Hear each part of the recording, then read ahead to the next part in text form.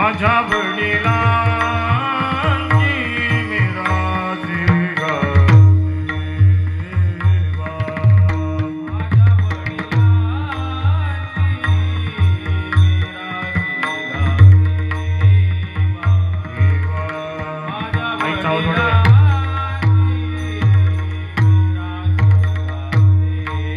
गा देवा. माझ्या वडिलांची मिरासी गा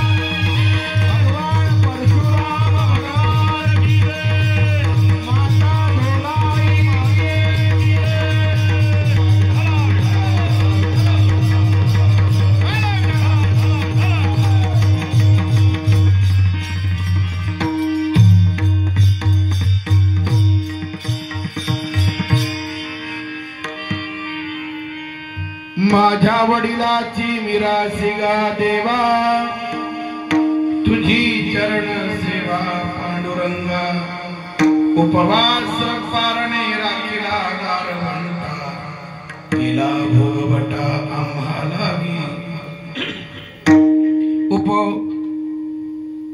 वंश परंपरा दासमी अंकिता, तुका मोकलिता लाज कोना, उपवास पारणे राखिला दारवंटा, केला भोगवटा आम्हालागी, समचरण सरोजम सांद्रणीला मुदाभो, जगन निहित पानिम मंडनम मंडनाना,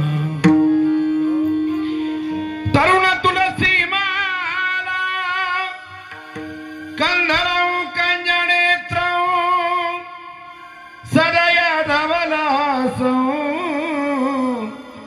विठ्ठलं चिंतयामि सदय धवलासो, विठ्ठलं चिंतयामि, पांडुरंगा करू प्रथम नमन, पांडुरंगा करू प्रथम नमन, पांडुरंगा करू प्रथम नमन, पांडुरंगा करू प्रथम नमन, हे पांडुरंगा करू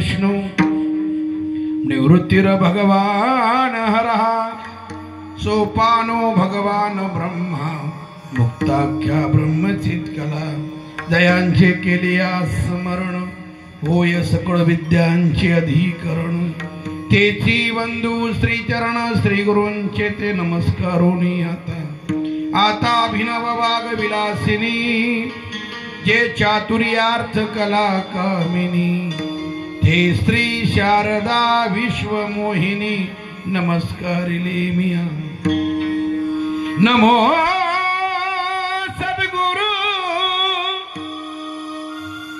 तुकया ज्ञान दीपा नमो सद्गुरु सच्चिदानंद रूपा नमो सद्गुरु भक्त कल्याण मूर्ती नमो सद्गुरु भास्करा पूर्ण कीर्ती सेवेलागी सेवक झालो तुमच्या लागलो निज चरणा अहो स्वामी तुकया देवा यावरी न करावा अभेर मस्तक हे पाया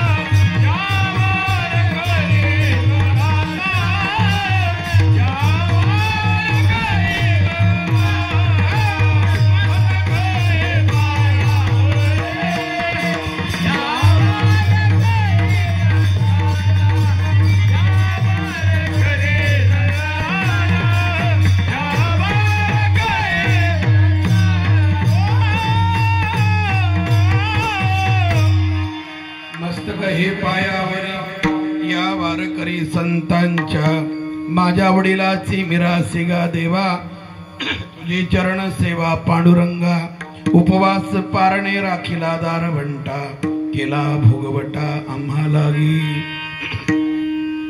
अखिल कोट ब्रह्मांड नायक रुक्मिणी प्राण संजीवन पंढरीश परमात्मा यांच्या असीम कृपेने अलंकापूर पीठाधीश्वर ज्ञानियांचे राजे योगी यांची माऊली साधकांचे माईबाप मुक्त तेजोनिधी कैवल्य साम्राज्य चक्रवर्ती माऊली महावैष्णव ज्ञानोबराय भगवान सर्वांच्या हृदयामध्ये व्याप्त असणारे वैराग्य रागरसिक श्री तुकोबाराय आदी करून सर्व संतांच्या कृपा आशीर्वादाने थोरा मोठ्यांच्या सहकार्याने तुम्हा सर्व भाविकांच्या पवित्र उपस्थितीमध्ये भगवान परशुरामांच्या पदस्पर्शाने पावन झालेल्या नगरीमध्ये झोलाई मातेच्या आशीर्वादाने गणरायाच्या कृपेने आणि तमाम वारकरी बांधवांच्या उपस्थितीमध्ये अतिशय सुंदर देखना नेत्रदीपक नयनरम्य भक्ती सोहळा आपल्या या पवित्र ग्रामामध्ये चालू आहे।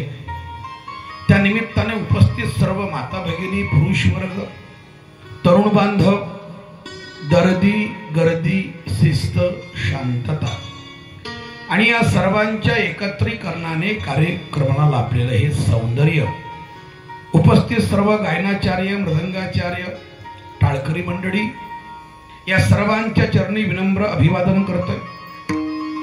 ज्यांच्या माध्यमातून हा कीर्तनाचा सुयोग माझ्याकडे प्राप्त झाला ते सर्व गुरुमाऊली वारकरी सामाजिक सेवा ट्रस्ट यांच्या माध्यमातून अध्यक्ष प्रकाश महाराज तांबिटकर, गुरुवर्य दत्ताराम महाराज आयरे, संदेश सिगवन, गणपतराव शिंदे, संदीप तांबिटकर, दीपक गोरीवाले दिलीप कदम, विकास जुजम, काशीनाथ नवेलो आणि हा संपर्क ज्यांनी करून दिला माझ्या कीर्तनाचा, आमचे सन्मित्र हरिभक्त परायण म्हटलं तरी हरकत नाही, परमार्थ प्रेमी संदेश भाऊ यांच्याही सर्वांच्या चरणावरती माता नतमस्तक करतोय.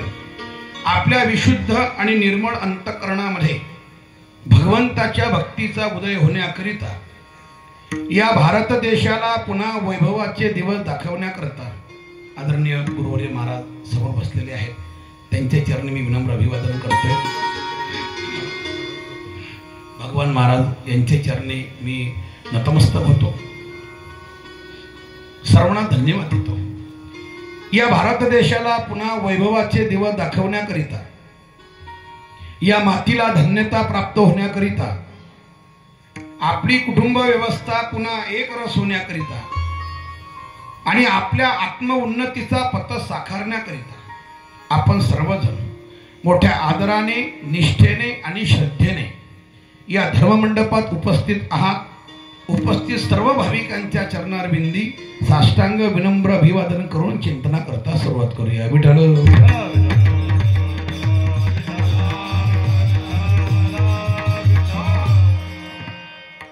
गुरुमाऊली वारकरी सामाजिक सेवा ट्रस्टच्या माध्यमातून तुम्ही लोक फक्त सप्ताहच करत नाही, तर सप्ताहाच्या निमित्ताने आपण सर्वजण दिवाळीचा सण साजरा करता की काय, इतकं सुंदर वातावरण आपण सर्वांनी तयार केलेलं आहे.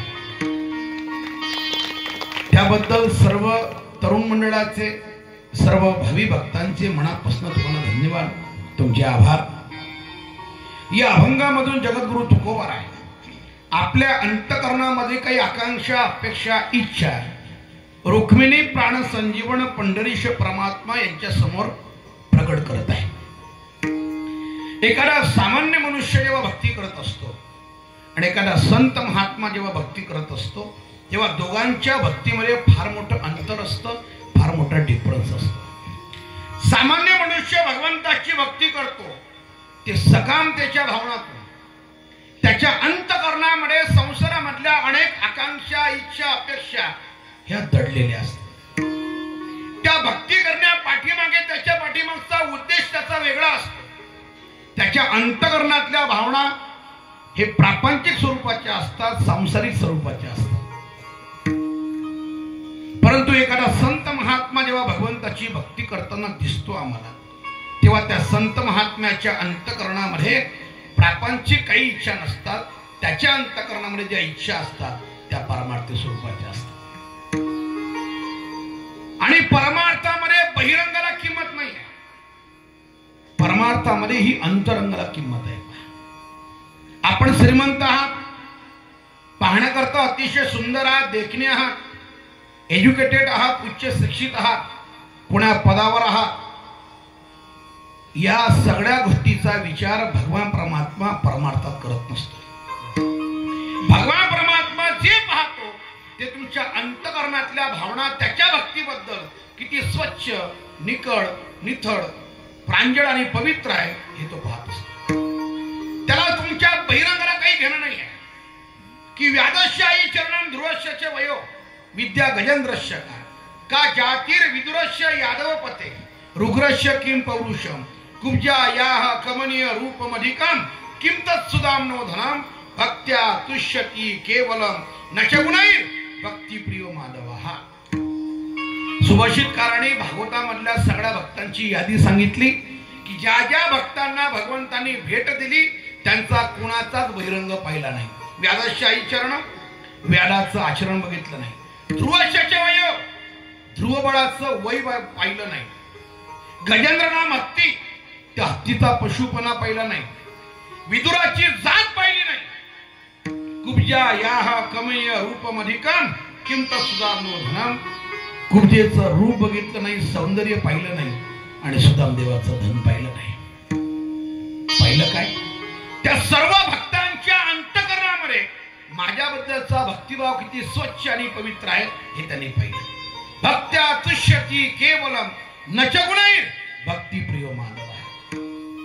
समाजामध्ये राहत असताना लोक आपला बहिरंग पाहत असतात. एक वाक्य बोलून जातो, तुमची नियत किती चांगली असली, आपली नियत कितीही चांगली असली तर लोक आपला देखावा पाहत असतात. वाक्य अर्धवट आहे.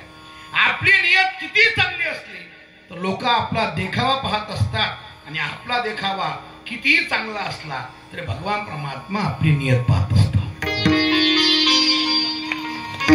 भगवान परमात्मा तुमच्या बहिरंगाला कधीच भावत नाही. जर भगवान परमात्मा बहिरंगाला भावला असता तर तो श्रीमंत लोकांचा मक्तेदारी झाला असता. भगवान परमात्मा एखाद्याचं सौंदर्य पाहून भावला असता तर जे पाहण्याकरता अति सुंदर आहे त्याच्या चरणी तो बाल झाला असता. भगवान परमात्मा सत्ताधीशांकडे जर गेला असता त्याचा सत्ताधीशपणा पाहिला असता तर ते त्यांची मक्तेदारी झाला असता. भगवान परमात्मा बहिरंगाला कधीच भावत नाही. भगवान परमात्मा पाहतो की परमार्थ करीत असताना आपल्या अंतकरणामध्ये भावना काय आहे. महाराज त्याचं उत्तर देत आहे. अंतरीची घेतो गोडी पाहे जोडी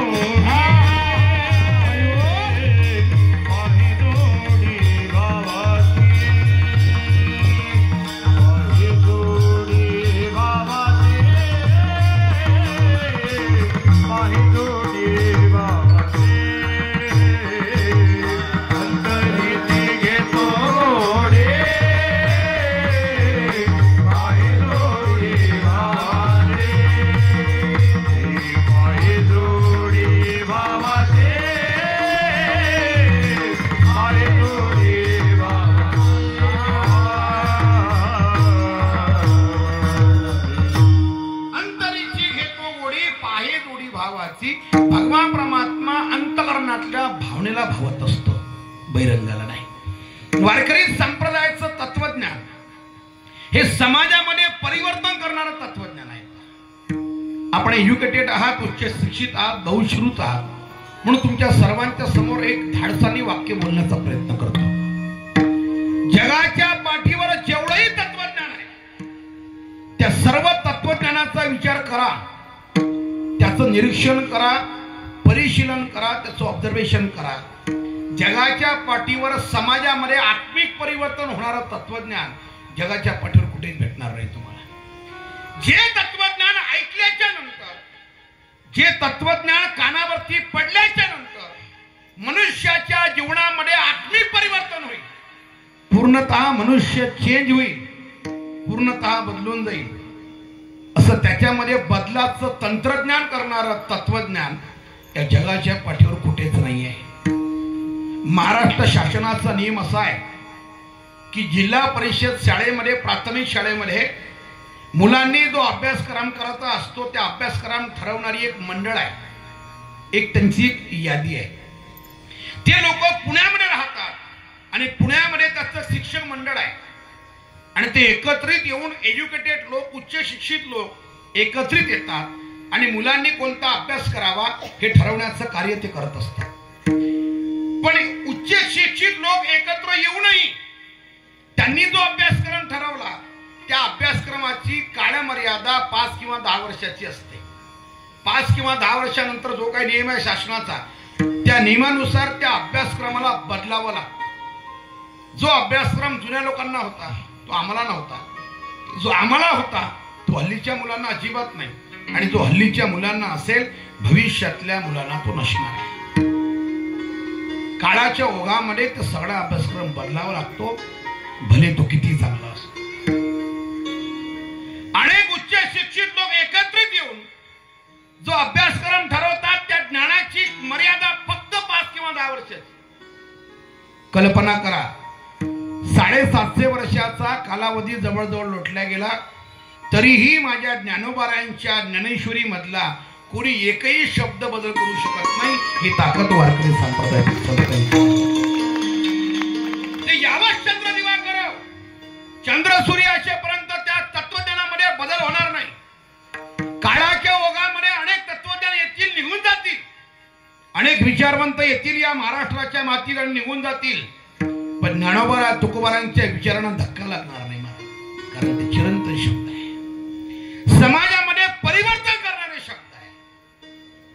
शब्दाची ताकद लोकांच्या मनामध्ये परिवर्तन करतं.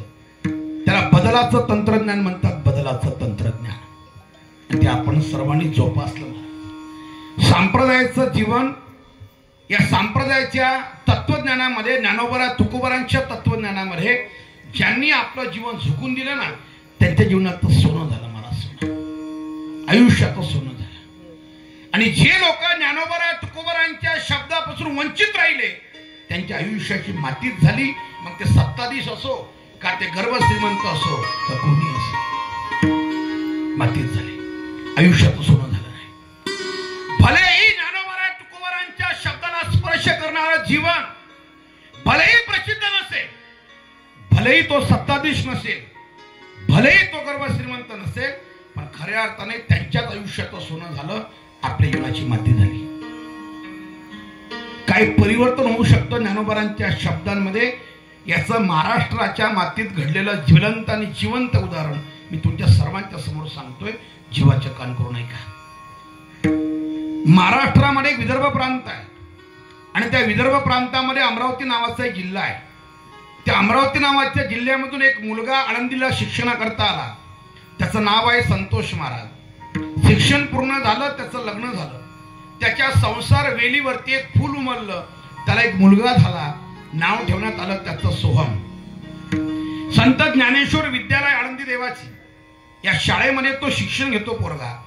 आज तो 5व्या वर्गात आहे आणि मागच्या वर्षी तो 4थ्या वर्गात होता.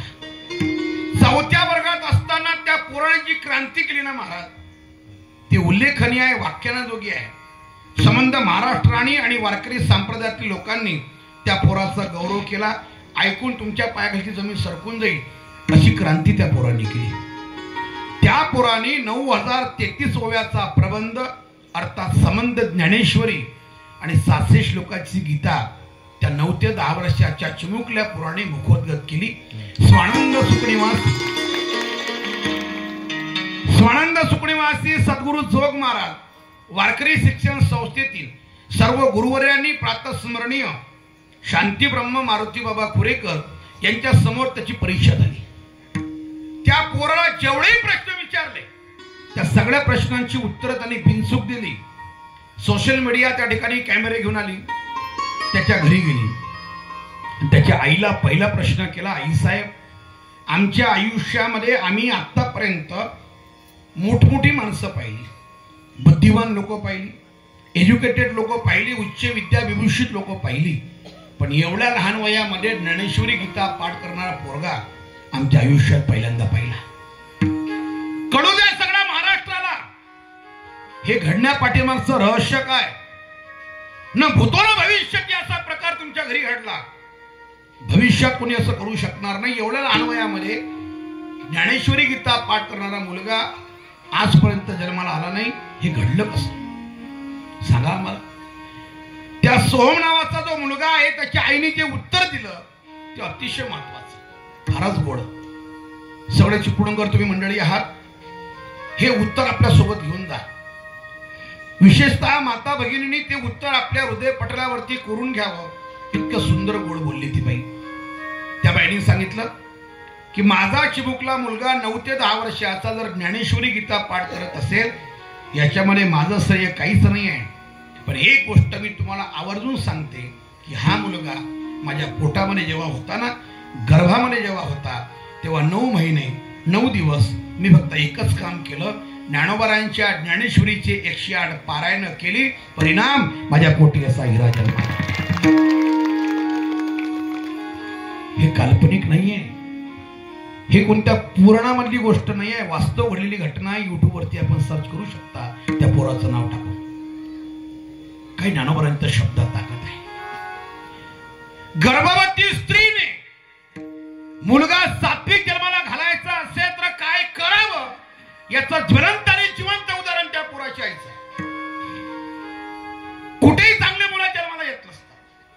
कुलम पवित्रम जननी कृतार्था वसुंधरा पुण्यवती चेन अपार सवित सुखसागरेस्मिन परे ब्रह्मणे यश्च चेता. शास्त्राने चांगल्या मुलाचं वर्णन केलं. चांगले मुलं जिथे जन्माला येत असतात ते कुळ पवित्र असतं, कुळम पवित्र. ज्या आईच्या उदरामधून त्यांनी जन्म घेतला आई धन्य असते त्याची. आणि त्या मुलाच्या पदस्पर्शाने वसुंधरा पुण्यवतीचे ते ना या पृथ्वीलाही धन्यता प्राप्त होते. ती माणसं जन्माला येत असते, कुणाच्या घरी नाही. गर्भवती स्त्रीने गर्भाला वाढवत असताना काय करावं, आणि अलीकडच्या एज्युकेटेड मुली म्हणतात काय होतं त्याला, गर्भामध्ये मुलगा मोठा होतोय, आम्ही चित्रपट पाहिला तर काय होतं, आम्ही वाईट खाल्लं तर काय होतं, वाईट प्यालो तर काय होतं, वाईट शब्द उच्चार केले तर काय होतात, हे तुम्हाला आता कळणार नाही.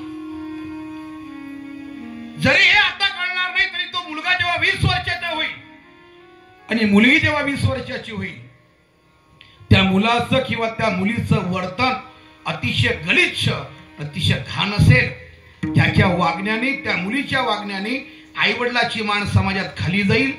हे त्यावेळेस जेव्हा कळेल तुम्हाला की मुलीचं किंवा मुलाचं वर्तन खूप घाण आहे, वाईट आहे, तेव्हा मुलाला दोष देऊ नका, मुलीलाही दोष देऊ नका. स्वतःचा भूतकाळ तपासा की ही व्यक्ती आपल्या गर्भात असताना आपण काय वर्तन करत होतो, उत्तर भेटून जाईल तुम्हाला. काही बोललो कोणा करायची गरज नाही. काय होतं हे आता कळणार नाही, भविष्यात त्या मुलाचं जे वर्तन असेल त्याचा परिणाम भोगावा लागेल, तुम्हाला सामोरं जावं लागेल. कारण केले कर्म झाले तेच भोगा आले, हा आध्यात्मिक विश्वामधला सैद्धांतिक विचार आहे. विठ्ठल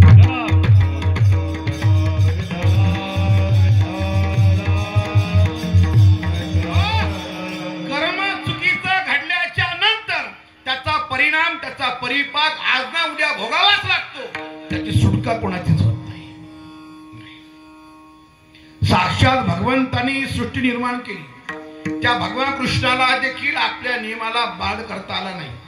कर्म चुकीचं घडलं, त्याचा परिणाम भोगावा लागला त्याला. त्याने असं नाही म्हटलं की मी देव आहे, मी का भोगावं, नाही. जरी महाभारतामध्ये ते अधर्म करत होते भीष्माचार्य ते सगळे, पण हिंसा घडली ना, हिंसा घडली, रक्ताचे पाठ वाहिले, अनेक स्त्रिया विधवा झाल्या, अनेक मुलं बेघर झाले, अनेक आपल्या आईला आपल्या मुलांच्या प्रेतावरती रडावं लागलं. महाभारताचं युद्ध जेव्हा चालू होतं तेव्हा दिवसभरामध्ये सूर्योदयापासून तर सूर्यास्तापर्यंत लोकांची संख्या, मरणाऱ्यांची महाभारत वर्णन करताय जवळजवळ 4 लाख लोक एका दिवशी मरत होते. हिंसा घडली ना, रक्ताचे पाठ वाहिले ना, याला जबाबदार कोण? भगवंताला त्याची शिक्षा भोगावी लागली. युद्ध संपलं आणि भगवान परमात्मा गांधारी मातेच्या दर्शनाकरता गेली. दर्शन घेतलं आणि गांधारी मातेने सांगितलं, कृष्णा, जर तू जर विचार केला असता आणि तुझ्या मनात जर इच्छा आली असती तर युद्ध थांबलं असतं. तो नियंत आहे, भगवान परमात्मा आहे, पण तुझ्या मनातच नव्हतं. युद्ध थांबावं ही तुझी इच्छाच नव्हती.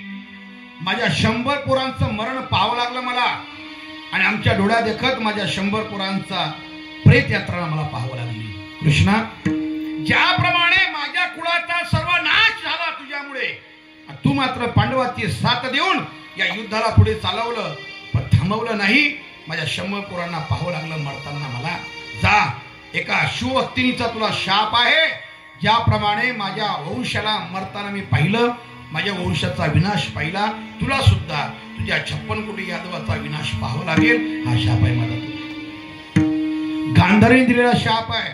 भगवंतांनी अतिशय विनम्रतेने स्वीकारला. माते, खरं आहे तुझा, हिंसा घडली, रक्ताचे पाठ वाहिले, त्याला जबाबदार मी. जर तुला असं वाटत असेल मी जबाबदार आहे, तुझा शाप स्वीकारतो मी. भगवंतांनी स्वतःच्या यादव कुळाचा नाश स्वतःच्या डोळ्यात देखत पाहिला, पण थांबवू नाही शकले. स्वतःच्या मुलाने सॅम नावाचा मुलगा एका ऋषीची चेष्टा करतोय, साडी नेसून समोर त्याला उभं केलं. ऋषीला विचारलं, सांगा ही आमची बहीण आहे, मुलगा होईल का मुलगी होईल? ऋषीने शाप दिला, हिला मुलगा होणार नाही, मुलगी होणार नाही, जा हिला मुसळ होईल, आणि हेच मुसळ त्या 56 कोटी यादवाचा विनाश करेल. भगवंताने असं नाही म्हटलं, उद्धवा, अरे माझा मुलगा आहे, माझ्या मुलाची चूक झाली, मी त्याला क्षमा करतो, अजिबात नाही. उलट भगवंताने सांगितलं, एका ऋषीची चेष्टा केली, साधूचा अपमान केला, भोगावं लागणारच आहे. जरी माझा मुलगा असेल तरी मात्र कर्म कोणाला माफ करत नाही, स्वतः देवाला माफ करत नाही, देवाच्या पोराला माफ करत नाही, देवाच्या बापाला माफ करत नाही. तुमची आमची काय कथा आहे विठ्ठल?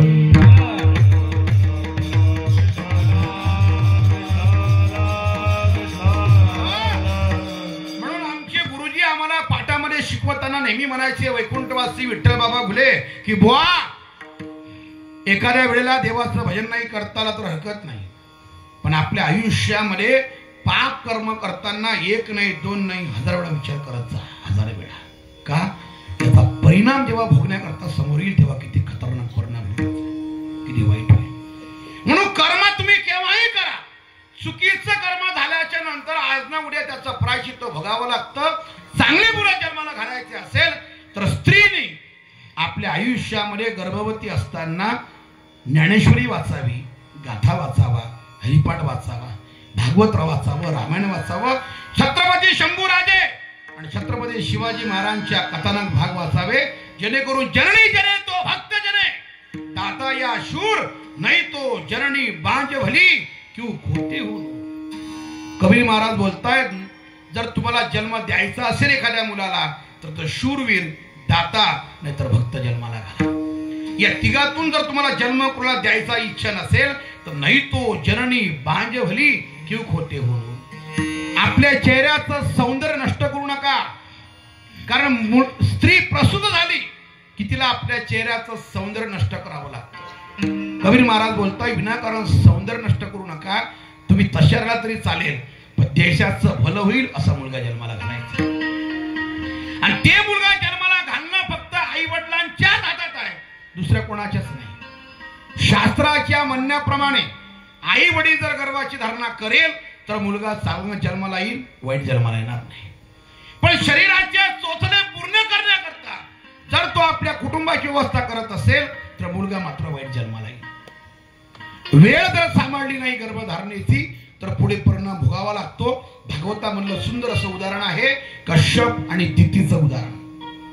दितीने आपल्या पतीकडे अर्थात कश्यपाकडे कामयाचना निर्माण केली, मागणी केली, पण ज्या वेळेस तिने मागणी केली होती ती वेळ सायंकाळची होती.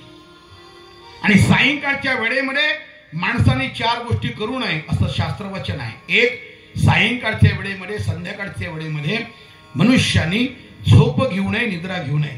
सायंकाळच्या वेळेमध्ये मनुष्याने जेवण करू नये, सायंकाळच्या वेळेमध्ये मनुष्याने स्वाध्याय करू नये आणि सायंकाळच्या वेळेमध्ये माणसाने संसार करू नये. परिणाम त्याचा भयंकर वाईट होत असतो. भगवान शंकर आपल्या गणांसोबत त्या वेळेस फिरत असतात. लक्ष्मी घरी येण्याची वेळ असते, देवाजवळ बसावं, तुळशीजवळ बसावं, दिवा लावावा आणि शुभम करोती कल्याणम आरोग्यम धन संपदा असं म्हणावं, हरिपाठ करावा, भगवंताचं भजन करावं. त्यावेळेस जर वेळ चुकली तर परिणाम भयंकर वाईट होतो. आणि दिती जेव्हा वेळ मागती आहे ती सायंकाळची वेळ होती. नाविलाज झाला कश्यपाचा. दितीची इच्छा पूर्ण झाली आणि कश्यपाने सांगितलं दिती कामांध झालीस तू, कामातुरांना भयम न लज्जा, तुला लाज वाटली नाही, तुला भय वाटलं नाही, परिणाम भोगावा लागेल. तुझ्या पोटी 2 मुलं जन्माला ती जुडे अतिशय भयंकर राक्षस असेल, नाव आहे हिरण्याक्ष आणि हिरण्यकश्यप. भोगावं लागलं. 2 पत्न्या आहेत, त्याला एक दिती आहे, अदिती आहे. अदितीच्या पोटामधून देव जन्माला आले आणि दितीच्या पोटामधून दानव जन्माला आले. तुम्ही वेळेचं बंधन जर पाडलं नाही तर भविष्यात त्याचा परिणाम संततीच्या माध्यमातून भोगावं लागेल. तर संतती योग्य दिशेने चालावी असं वाटत असेल तर माणसाने आपलं जीवन संप्रदायाच्या प्रवाहामध्ये घालवलं पाहिजे. प्रवाहामध्ये विठ्ठल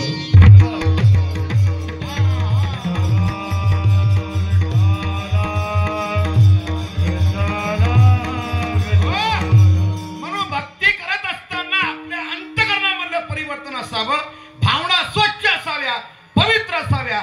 देवाकडे हात पसरत असताना प्रपंचातलं काही मागायचं नाही. मागायचं काय महाराज सांगताय आपल्याला प्रथम चरणामध्ये, माझ्या वडिलांची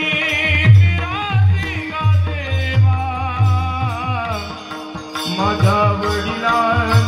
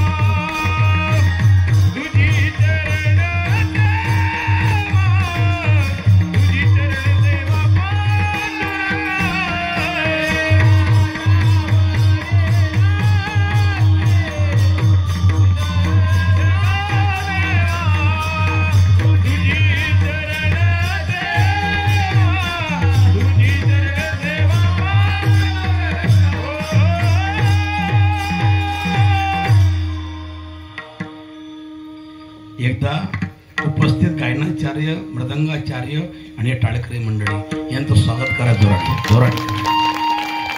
क्या तुका म्हणे वृद्ध होती तरणे रे तरणे रे. बाबांचं वय पाहतोय, याला म्हणतात भक्तीचा आनंद महाराज. या वयात ही ऊर्जा, ही शक्ती, ही फक्त माऊलींची कृपा आहे, बाकी कोणाची नाही, फक्त माऊलींची कृपा. नाही या वयात ही शक्ती आणि ही ऊर्जा मिळणं अवघड आहे, हे फक्त ज्ञानोबांची कृपा महाराज. हा बापरे, बघा बरं किती कौतुकास्पद गोष्ट आहे. याही वयात ती जणू काय आपण ज्ञानोबांच्या सोडत नसतो की काय, असं तो भाव मनात तयार होतो. लुप्तली नादी लागली समाधी, नरनारी लोक रे. हे अनुभव आणि ही प्रचिती येते आहे त्यांच्याकडे बघून मला असं फार बरं वाटतं. वैष्णवा संगती सुखवा ते जीवा आणि कमी देवा काही ने वैष्णवा संगती सुख वाटे जीवा. तो आनंद आहे वैष्णवाच्या संगतीमध्ये. आनंद अनुभवाला या ठिकाणी मिळतो. या सर्वांना खूप धन्यवाद देतो मी. महाराज बोलताय की भगवंताच्या जवळ गेल्याच्या नंतर त्या भक्तीच्या मोबदल्यामध्ये काही मागायचं असेल तर हे मागायचं काय, तुझी चरण सेवा पांडुरंगा. आयुष्याच्या शेवटच्या क्षणापर्यंत हे देवा फक्त तुझी चरण सेवा घडो, हीच माझी अपेक्षा, हीच प्रार्थना आहे. काहीच नको आहे. सगळं होतं माझ्याकडे. एका काळामध्ये ऐश्वर्य भोगलेलं आहे मी. श्रीमंती कशाला म्हणतात हे पाहिलेली आहे, अनुभवली आहे मी. एका सावकाराच्या घरामध्ये जन्म झाला होता माझा. लोकांना मदती करता पैसे वाटायचो आम्ही. हे ऐश्वर्य भोगलेलं आहे मी. श्रीमंती नकोय मला, कारण ज्याने श्रीमंती पाहिली नाही त्याला दे. आम्ही श्रीमंती अनुभवली, प्रपंच रचना सर्व ही भोगली त्यागली, त्याचा त्याग केला आम्ही काय भोगली नाही असं नाही. आमच्या आयुष्यामध्ये सर्व आम्ही अनुभवलेलं आहे. श्रीमंती अनुभवली, पद अनुभवले, ऐश्वर्य संपन्न जीवन जगलो देवा. त्याची काही आम्हाला उणीव नव्हती. दुर्गादेवी नावाचा दुष्काळ पडला, लोक अन्ना वाचून मरत होते. लोकांच्या परोपकाराकरता सगळं दान देऊन टाकलं. नंतर घरामध्ये गरिबी आली. याचा अर्थ आम्ही सावकार नव्हतो असं नाही, सगळं भोगलेलं आहे, सगळं पाहिलेलं आहे. ते वेगळे लोक आहे. तुझ्याकडे आल्याच्या नंतर संपत्ती मागतात. मला त्याच्यामधलं काहीच नको आहे, ते सगळं भोगलेलं आहे. काय आहे, श्रीमंत मनुष्याला श्रीमंतीची अपेक्षा असते, वैभव टिकावी अपेक्षा असते, जरूर असावी, चांगली गोष्ट आहे. पण उद्देश एक असावा की श्रीमंतीच्या माध्यमातून माझं समाजकार्य झालं पाहिजे. श्रीमंतीच्या माध्यमातून त्या श्रीमंतीतला पैसा संप्रदायाच्या कार्याकरता, सप्तांकरता वापरता आला पाहिजे. त्या श्रीमंतीच्या जोरावरती माझ्या हातून दान धर्म झालं पाहिजे, गरिबांचं चांगलं झालं पाहिजे. या भावनेपुटी श्रीमंती असेल, जोपासत असेल तर चांगली गोष्ट आहे. श्रीमंतीचं लोकांना प्रदर्शन करण्याची खूप सवय आहे, खूप सवय आहे. मी तुम्हाला विनम्रतेने सांगेन की श्रीमंतीचं प्रदर्शन करा, पण कसं, अंगामध्ये फार मोठे दागिने घालून, गळ्यामध्ये अंगावरती दागिने घालून, सोनं नाणं घालून समाजामध्ये मिरवत असताना स्वतःच्या श्रीमंतीचं प्रदर्शन करू नका. खूप पैसा आहे म्हणून मुलाचा वाढदिवस मोठ्या प्रमाणात करून, अन्नाची नासाडी करून श्रीमंतीचं प्रदर्शन करू नका. श्रीमंतीचं प्रदर्शन करायचं असेल तर या गुरुमाऊली वारकरी सामाजिक सेवा ट्रस्ट मध्ये भेटा कार्यकर्त्यांना आणि त्यांना म्हणा, पुरोहो तुम्ही सप्ताह फारच चांगला करता गड्या, असा सप्ताह चालू ठेवा. किती पैसे तुम्हाला लागतील ना, बघा मी श्रीमंत मनुष्य आहे, जेवढे पैसे लागतील तेवढे घेऊन जा, सप्ताह चालू ठेवा. याला म्हणतात श्रीमंतीचं प्रदर्शन. करायचं असेल इथे करा, कारण बाकी ठिकाणी तुम्ही कितीही प्रदर्शन केलं त्याचं पुण्य भेटत नाही. बारकने ऐका, एखादा आमदार, खासदार किंवा श्रीमंत माणूस धाब्यावरती किंवा एखाद्या हॉटेलवरती हजारो लोक जीव घालत असतात, हजारो लोक घालतात लोक जीव. जेव्हा आमदार, खासदार जेव्हा प्रचाराकरता कार्यकर्ते पाठवतात निवडणुकीच्या काळामध्ये, तेव्हा त्यांचे कार्यकर्ते घरी जेवत नाही महाराज, महिना 2 महिने घरी जेवतच नाही. घरची भाकरी त्यांना माहितीच नसते त्यावेळेस. दररोज हॉटेलमध्ये, दररोज त्यांचं जेवणाचा थाट, त्यांच्या बाटल्या, मी बिस्लरीच्या म्हणतो, बिस्लरीच्या. तुमच्या डोक्यात काही वेगळं आलं असेल तर काढून टाका. पाणी चांगलं भेटत नाही म्हणून म्हटलं मी. बाटल्या बिस्लरीच्या थाट असतो त्यांचा. आणि लाखो रुपयाचा चुरडा होतो त्या कार्यकर्त्यावरती. पण त्या खाऊ घालणाऱ्या माणसाला मी आवर्जून सांगेन की हॉटेलवरती तुम्ही कोणत्या निमित्ताने किती लोक जीव घाला, पुण्य लागत नाही. पदरामध्ये पुण्य पडत नाही. पैसे खर्च होतात, पुण्य नाही भेटत. आणि भागवताच्या उत्सवामध्ये, संप्रदायाच्या दिंडी कार्यामध्ये, भगवंताच्या दरबारामध्ये एखादा वैष्णव जीव घाला. येथे एक शीत दिले अन्न आणि होय कोटी कुळाचे पुण्य. इथे पदरात पडतं, तिथे नाही. म्हणून तिथे आपल्या पैशाचा योग्य विनियोग कुठे करावा हे कळलं पाहिजे. श्रीमंतीचं प्रदर्शन करता तुम्ही, लोकांच्या समोर आपला मोठेपणा दाखवता तुम्ही, पण त्याचं पुण्य हातामध्ये पडत नाही. या भागवत सप्ताहामध्ये हे वैष्णव मंडळी आहे, वारकरी मंडळी आहे, यांच्या मुखामध्ये 2 अन्न जात असेल, अन्नप्राशन होत असेल, तर इथे कोटी कुळाचं उतरण होत असते. भगवान परमात्मा एखादा ब्रह्मवेत्ता महात्मा कोणत्या रूपात येईल आणि तुमच्या यज्ञाचं साफल्य करून जाईल काही सांगता येत नाही. सांगता येत नसेल, लक्षात राहू द्या.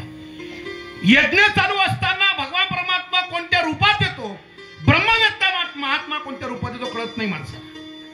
यज्ञ सफल होऊन जातो. पांडवांनी राजसूय यज्ञ केला होता महाभारतामध्ये, कारण त्यांचे पूर्वज पंडू राजा स्वर्गामध्ये खाली बसलेला होता. त्याचा उद्धार होण्याकरता, त्याला तृप्त करण्याकरता नारदाने सांगितलं की धर्मा फार मोठा यज्ञ कर, अनेक लोक जीव घाल, तुझ्या वडिलाची तृप्ती होईल, पितरांची तृप्ती होईल. म्हणून पांडवांनी राजसूय यज्ञ केला. आणि त्या यज्ञामध्ये 1000 ब्रह्मवेत्ते जेवण केले तर स्वर्गामध्ये 1 घंटा वाजायचा. 1 घंटा 1000 ब्रह्मवेत्ते जेवण केले, 1 घंटा वाजायचा, घंटा नाद व्हायचा. हे लोक समजायचे की एक आपल्या यज्ञामध्ये आज 1000 ब्रह्मवेत्ते ब्राह्मणांनी जेवण केलं. ज्या राजसूय यज्ञामध्ये स्वतः भगवान कृष्णाने पत्रवाड्या उचलण्याचं काम केलं होतं. पत्रवाड्या, जो मालक आहे, घर मालक, ज्यांनी अन्नदान ठेवलेलं आहे, जर त्याला अन्नदानाचं पुण्य स्वतःच्या पदरात पडावं असं वाटत असेल तर त्यांनी जेवण झाल्याच्या नंतर पत्रवाड्या स्वतः उचलायच्या असतात. त्याचं सगळं पुण्य त्या पत्रवाडीमध्ये असते. लोकांना असं वाटतं हलकं काम आहे, खायच्या माणसाने करावं. म्हणून अलीकडच्या लहान पोरांना, एखाद्या गरीब माणसाला लोक म्हणतात, हे ओऱ्या ते पत्रवाडा उचल. स्वतःचा रुबाब, पंक्तीमध्ये फिरायचं. सासराने साक्षगंध होताना अंगठी दिली 5 ग्रॅमची, लोकांना दाखवायची, उचल पकडे. त्याचा अहंकार दाखवायचा. ते पण त्यांनी केली नाही, सासरवाडीकडून आली त्याला, पण तो उचलणार नाही. भगवान कृष्णाने आदर्श डोळ्यासमोर ठेवला सर्वांच्या की पत्रवाड्या उचलण्याचं काम हलका नाही आहे. सगळं पुण्य त्या पत्रवाडीमध्ये आहे. उचला ते पत्रवाडी. जर तुम्हाला पुण्य प्रदान पाहिजे असेल तर स्वतः भगवंतांनी पत्रवाड्या उचलल्या. आणि एक दिवस त्या यज्ञामध्ये जेवण झाल्याच्या नंतर स्वर्गामधला नाद कमीच होत नव्हता महाराज. सारखा घंटा वाजायचा, टाण टाण टाण टाण. धर्माने विचारलं, देवा दररोज फक्त 1 घंटा नाद व्हायचा, आज घंटा थांबत का नाही?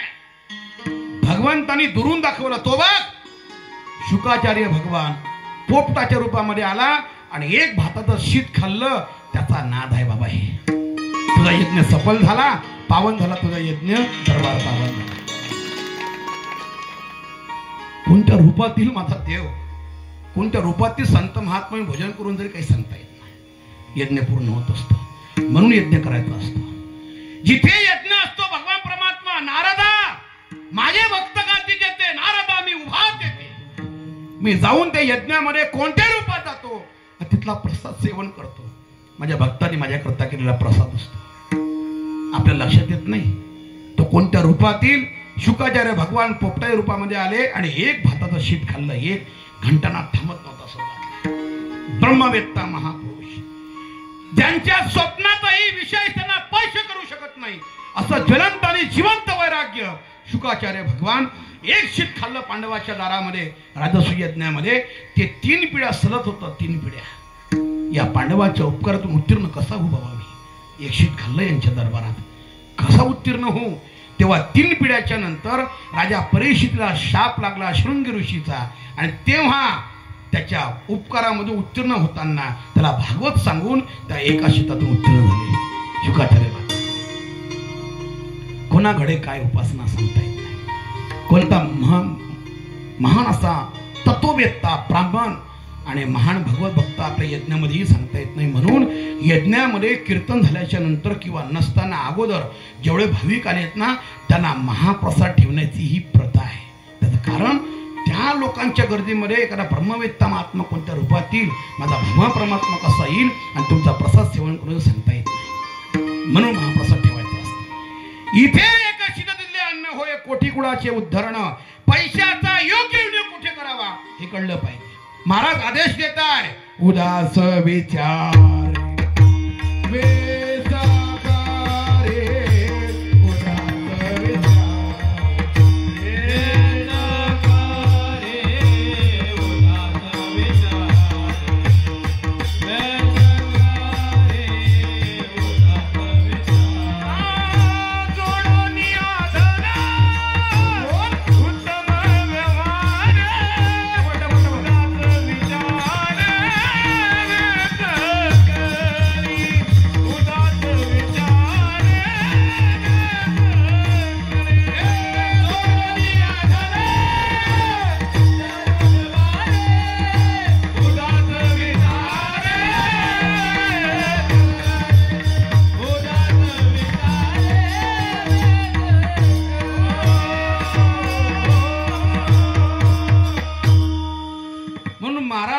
देवा श्रीमंती भोगलेली आहे मी, श्रीमंतीचा आस्वाद अनुभवलेला आहे मी. तुझ्या भक्तीच्या मोबदल्यामध्ये पैसा नको, श्रीमंती नकोय.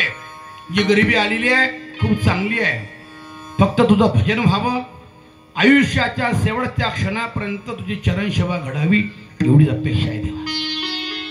हे माझ्या वाडवडिलाची परंपरा आहे, माझ्या वडिलाची विरासत आहे, माझ्या वडिलाची वतनदारी आहे की माझ्या वाडवडिलांनी मला हे संस्कार दिले. त्या संस्काराला जोपासणं माझं कर्तव्य आहे. जर माझ्या 7 पिढ्यांमध्ये जर कोणी काही संपत्ती मागितली नाही तर मी का मागावी? काही मागणे आम्हा अनुचित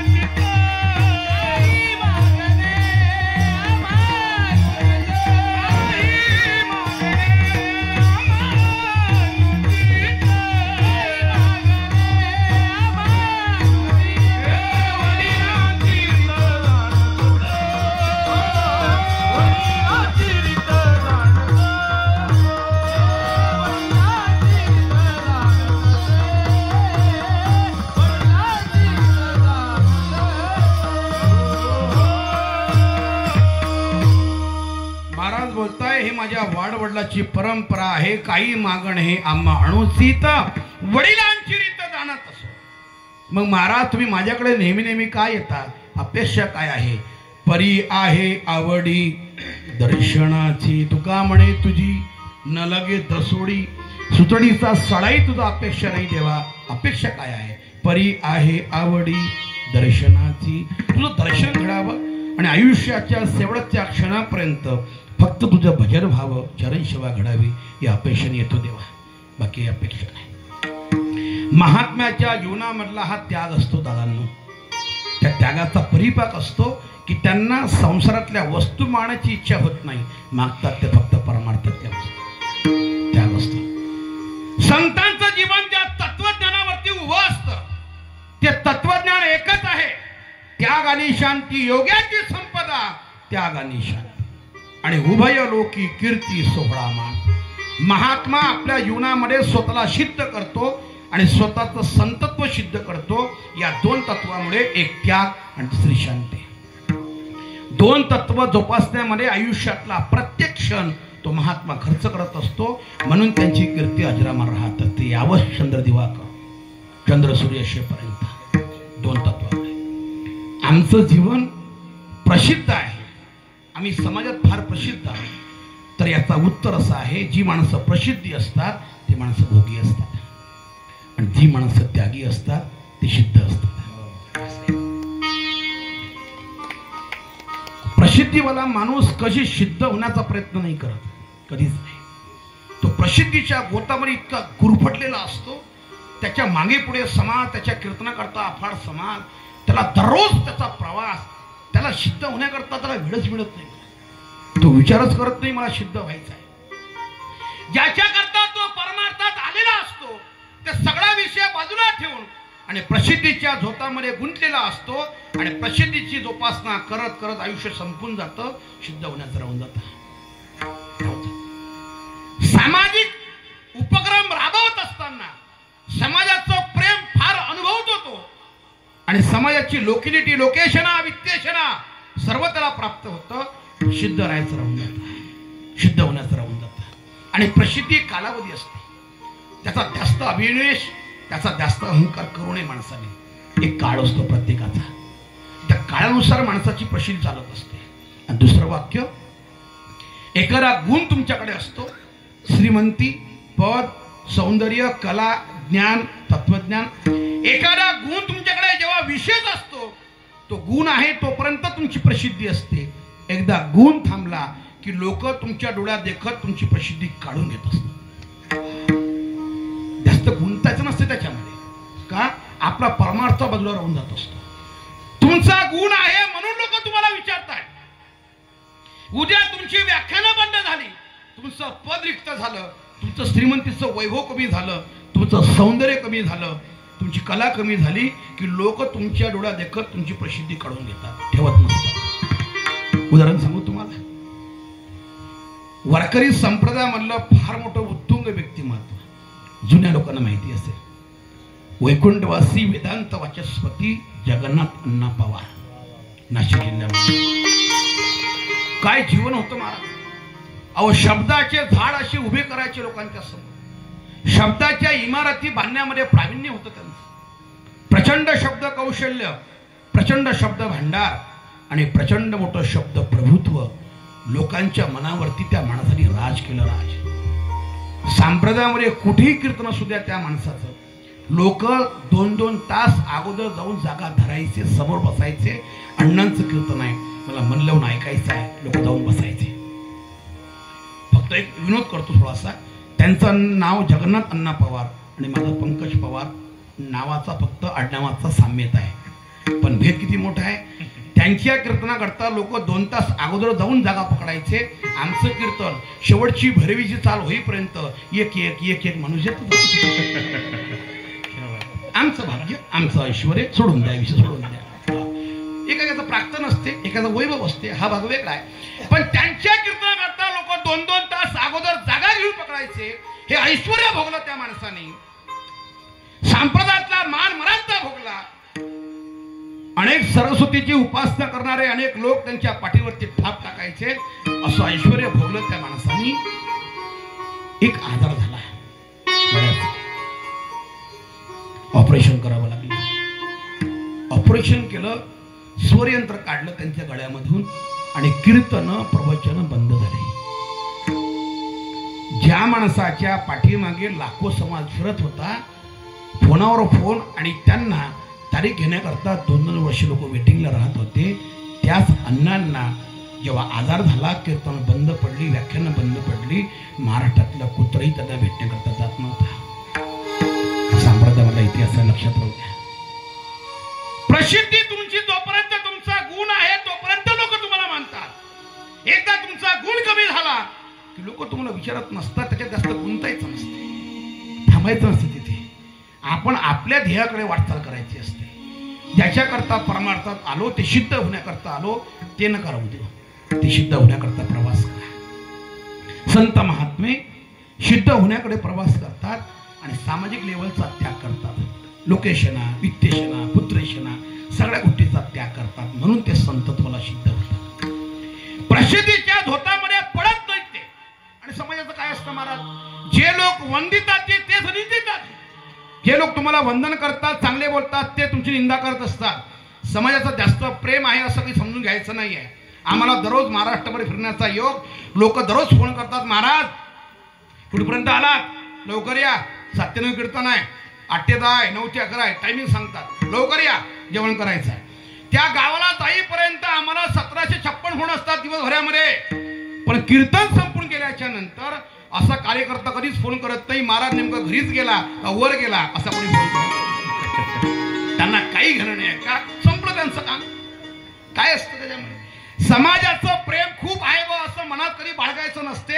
एक तुमचा कालावधी असतो, एक तुमचं वेळ असते त्या गोष्टीची, त्यातच गुंतायचं नसते. स्वतःचं जीवन शुद्धत्वाच्या वाटेने प्रवास करायचा असतो की आम्हाला शुद्ध व्हायचं आहे. ज्ञानोबारांच्या दरबारामध्ये जाऊन आम्हाला प्रसिद्ध व्हायचं नाही, तर प्रसिद्धीच्या माध्यमातून आम्हाला शुद्ध व्हायचं आहे. शुद्ध व्हायचं नका ठेवू. हा जगद्गुरु तुकोबारांच्या जीवनामधला त्याग. भगवान परमात्मा संपत्ती घ्या म्हणतोय पण ते घेत नाही, सांगताय फक्त एवढंच, देवा तुझी चरण सेवा पांडुरंगा, एवढीच अपेक्षा. नारद भक्ती सूत्रामध्ये असं वर्णन आलेलं आहे गोपिकांचं, यथा व्रज गोपिकांना, असं नारद भक्ती सूत्रामध्ये वर्णन आलेलं आहे. याचा अर्थ काय, भक्ती करावी तर त्या गोपिकाप्रमाणे करा. जगाच्या पाठीवर गोपिकासारखं प्रेम भगवंतावर कोणी केलं नाही. विश्वाच्या इतिहासामधलं पहिलं उदाहरण जे गोपिकांच्या बाबतीमध्ये घडलं, जगाच्या पाठीवर तुम्हाला कुठे पाहायला भेटणार नाही. उदाहरण फार सुंदर आहे. जगात अशी एकही आई नाही की जी आई आपल्या मुलाला भूक लागल्याच्या नंतर पाळण्यामध्ये टाकून निघून जाते. त्याचं किंचाळणं, त्याचा आवाज करणं हिच्या कानावर पडत नाही, त्याला तसंच ठेवते आणि भगवंताच्या भेटी करता जाते. असं उदाहरण पाहायला भेटणार नाही तुम्हाला. कारण आईला 1000 कामं हातामधल्या सोडून मुलगा जेव्हा आकांत करतो, रडतो, तो मुलगा पाळण्यामध्ये आहे, त्याला भूक लागलेली आहे, हे आई जेव्हा पाहते ना, ऐकते ना, हातामधले 1000 कामं सोडून आधी त्याला दुग्धपान करते. पण विश्वाच्या इतिहासामध्ये असं घडलं महाराज. कुठे संतांनी ते उदाहरण शब्दांकित करून ठेवलं की बाळा स्तन देऊ विसरली माय. गोपिका भगवंताच्या भेटी करता जात असताना मुलाला स्तनपान करण्याकरता विसरायचं, एवढा त्याग. पती सुद्धाचा विसर पडला. संतांनी त्यांच्या त्यागाचं वर्णन करून ठेवलं आहे. संसारातल्या कोणत्याच घटनेचा आठवण नव्हता त्यांना, काय त्याग आहे. आणि म्हणून अथर्वज गोपिकांना भगवंताने त्यांचा स्वीकार केला, तसा नाही केला. संसारातल्या सर्व गोष्टींचा कायमस्वरूपी त्याग केला, म्हणून त्यांनी भगवंताने त्यांचा स्वीकार केला. अरे भगवंताच्या मुरलीचा एक स्वर त्यांच्या कानावरती पडला ना महाराज, देव भान विसरायच्या. मुरली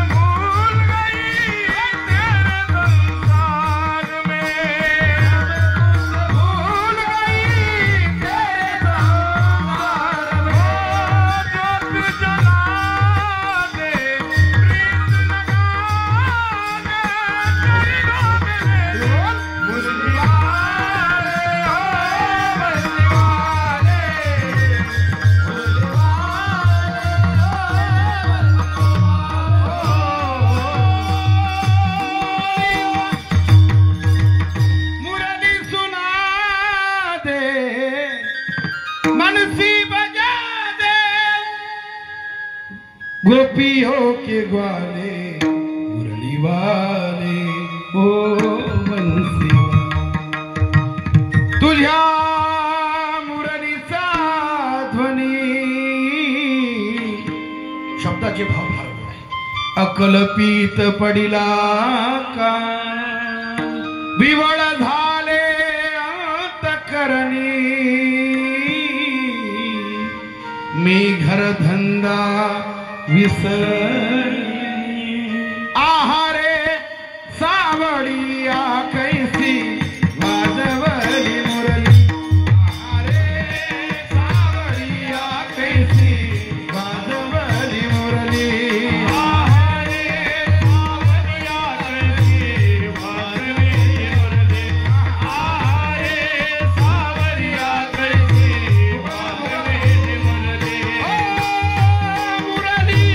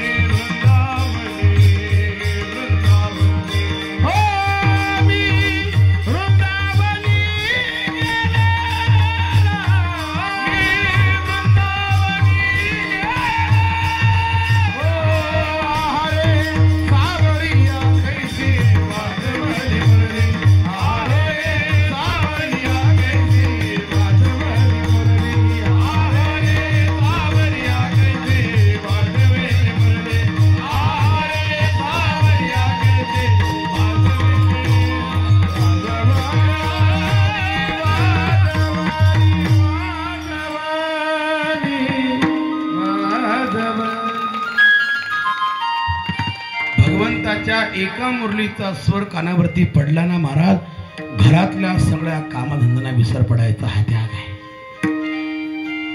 भागवत भास्कर वैकुंठवासी ब्रह्मलीन डोंगरेजी महाराज आपल्या भागवत कथेमध्ये वाक्य बोलायचे जुन्या लोकांना माहिती असेल, फार गोड. डोंगरेजी महाराज सारखा भागवतामध्ये प्रावीण्य मिळवणारा वक्ता या महाराष्ट्राच्या मातीत पुन्हा कधी जन्माला येणं शक्य नाही. भागवत भास्कर म्हणतात त्यांना. काय गोड कथा करायची महाराज. मेरा कन्हैया म्हटलं ना त्यांना भाव समज लागायची, भाव समाधी. पंढरपूरला कथा होती आणि तत्कालीन देशाच्या महिला पंतप्रधान इंदिरा गांधी येऊन बसल्या कथेमध्ये. केव्हा आल्या, केव्हा बसल्या, किंवा उठून गेल्या, डोंगरेजी महाराजांना काहीच माहिती नव्हता. ते जर भगवंताच्या गोड अशा चरित्रामध्ये बेबहान होती, कृष्ण प्रेमी होते ना. समोर कन्हैयाची मूर्ती होती. त्या कन्हैयाकडे बघून मेरा कन्हैया म्हटलं की डोळ्यांना धार लागायचे त्यांच्या. हृदय कंपमान व्हायचं त्यांचं, कंठ सद्गतीत व्हायचा आणि अश्रूंना वाट मोकळी करून देऊन भगवंताची गोड अशी कथा करायची. पाहते कोण आलं कथेमध्ये, लोक आहे नाही आहे त्यांना काही घेणं नव्हतं. ते म्हणायचे की ज्या मनुष्याच्या अंतकरणामध्ये प्रचंड विषयाच्या लालसा दडलेल्या असतात त्यांनी आयुष्यभर जरी परमार्थ तरी त्याच्या अंतकरणात कृष्ण भक्तीचा उदय कदापि शक्य होत नाही. हे त्यांचा सिद्धांत आहे. कृष्ण भक्तीचा उदय इथे होण्याकरता अंतकरणामध्ये विकार रहित अंतकरण पाहिजे. अतिशय स्वच्छ, निर्मळ, निथळ, निखळ आणि प्रांजळ पाहिजे. कोणाहीबद्दल द्वेष नाही, कोणाहीबद्दल काम नाही, क्रोध नाही, लोभ नाही, ईर्ष्या नाही, काहीच नाही. अंतकरण अतिशय स्वच्छ, अतिशय स्वच्छ. कशाप्रमाणे? ज्याप्रमाणे त्या बास्त्रीला विचारलं, भगवंताच्या जवळ राहते ती बास्त्री, आणि तिला विचारलं गोपिकांनी, का ग भगवंतांनी तुला जवळ ठेवावं, विभ्रद वेणू जठरपटय हो, तुझ्या कमरेवर ते भगवान परमात्मा तुला ठेवतात आणि अधरी धरुणी वेणू आपल्या होटावरती धारण करतात. तुझं भाग्य किती अप्रतिम आहे ग. काय केलंस पुण्य सांग जरा आम्हाला. आम्हालाही भगवान परमात्मा असा जवळ करेल, स्वीकार करेल, सांग जरा काही. काय भागवतामध्ये वर्णनाला महाराज त्या बासरीने सांगितलं. व्यास महर्षी वर्णन करता शुकाचार्य भगवान सांगताय राजा परीक्षितीला, हे राजन, त्या बासरीचे उत्तर फार गोड आहे. ती मुरली सांगते, अगं भगवंताने माझा स्वीकार केला त्याचं पहिलं कारण माझ्या अंतकरणामध्ये कसली गाठ नाहीये. मी पोकळ आहे, स्वच्छ आहे माझं अंतकरण, आणि मी पोकळ आहे इथून तिथपर्यंत कोणाही बद्दल गाठ नाही माझ्या मनात. म्हणून भगवंताने माझा स्वीकार केला त्याचं पहिलं कारण. तुम्ही सुद्धा अंतकरण स्वच्छ करा. कशाला विनाकारण कोणाही बद्दल अंतकरणामध्ये द्वेष आणि मत्सर घालून घेता, ईर्ष्या घालून घेता.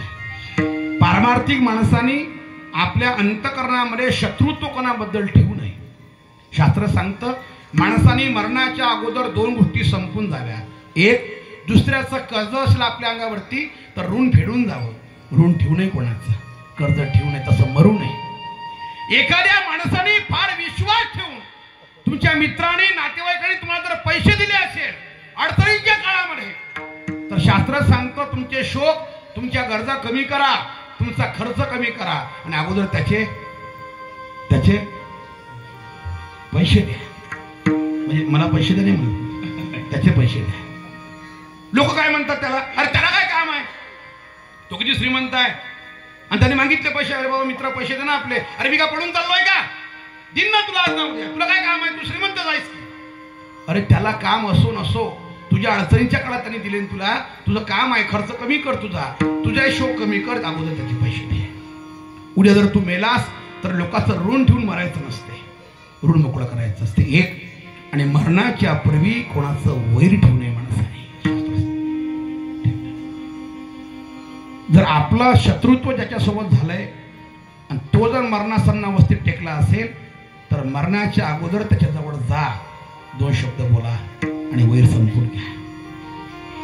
नाही तर तुम्ही मरणासन्न अवस्थेत असाल त्याची आठवण करा. त्याला सांगा जवळच्या लोकांना, आयुष्यभर बोललो नाही कडा त्याच्यासोबत, काहीतरी वाद झाले आमचे, पण जातोय आता मी, निरोप घेतोय जगाचा, कृपा लवकर त्याला बोलवा, त्याच्यासोबत दोन शब्द बोलू द्या, माझं वैर संपून मला बोलू द्या, त्याला बोलवून घ्या. वैर जीवनामध्ये ठेवून कधी मरायचं नसते, संपून मरा. वाद होत राहत असतात, भांडणं होत राहत असतात, मान्य आहे मला, पण मरेपर्यंत ते वाद ठेवायचा नसतो. मरणाच्या अगोदर वैर संपून जाणे. मरणाच्या 2 क्षणपूर्वी त्याला बोलून घ्या, अंतकरण मोकळं करा. आपल्या रक्ताचं नातं असेल, मित्र असेल आपला, आणि काही कारणास्तव आमचे वाद झाले असेल, जास्त दिवस अबोला ठेवू नये गड्या, ठेवू नये. काय, अरे काळाचा ओघ आहे, कौन जाने कब मौत का पैगाम आ जाए, मेरी जिंदगी की आखरी शाम हो जाए, सांगता येत कधी आयुष्याचा शेवट सांगता येत नाही. म्हणून जास्त दिवस अबोला ठेवू नये. अबोला ठेवता जर तो मेला ना आपल्या डोळ्यासमोर, तर तुम्हाला कानावरती फोन येतो, रामभाऊ माणूस गेला बरं काय, माणूस गेला असं कानावरती पडल्याच्या नंतर कितीही आपलं वाद असू द्या आणि कितीही आपलं शत्रुत्व असू द्या, भावकीच्या नात्याने आणि सामाजिक बांधिलकीच्या नात्याने आपल्याला जावं लागतं. जरी आपला शत्रू असेल, आपण बोललो नाही आयुष्यभर, तरी जावं लागतं. त्या गर्दीमध्ये जाल, त्याच्या घरासमोर प्रचंड गर्दी असेल, ज्या माणसाची आयुष्यात बोलले नाही, आतमध्ये जाऊन त्याच्या प्रेत दर्शन घ्याल तुम्ही, नखशिकांत पाहाल त्याला, आणि त्याला पाहत असताना कंठ सद्गतीत होईल तुमचा, हृदय कंपयमान होईल, आणि घडाघडा तुमच्या डोळ्यातून अश्रू बाहेर पडेल. तुझ्या मनात भाव तयार होतील. मित्रा, भावा, तुझ्याशी बोलायचं होतं. अनेक वेळा प्रयत्न केले पण मला यश आलं नाही. अंतःकरण मोकळं करायचं होतं पण मला यश आलं नाही. पण इतक्या लवकर जाशील, अचानक जाशील असं वाटलं नाही.